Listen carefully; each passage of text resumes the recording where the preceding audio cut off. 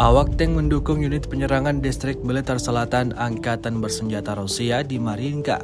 Rekamannya ramai beredar di media sosial Telegram pada Kamis 2 Februari 2023. Angkatan Bersenjata Rusia terus menargetkan serangannya pada posisi musuh. Tampak dalam rekaman kondisi kawasan Mariinka yang porak-poranda. Terlihat jelas dalam rekaman rentetan ledakan terjadi secara bergantian di beberapa titik pertahanan militer Ukraina. Akibatnya kerugian besar melanda pasukan Zelensky.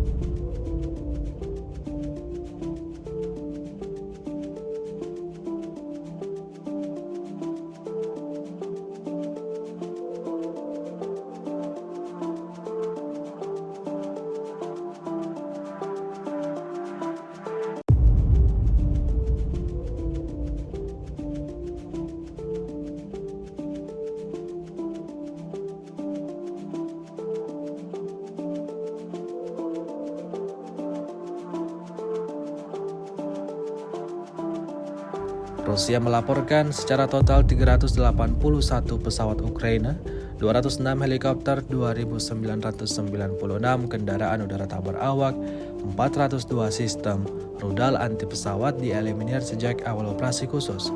Sementara itu dari kubu Kiev, Kementerian Pertahanan Ukraina melaporkan 920 tentara Rusia dieliminir dalam sehari terakhir.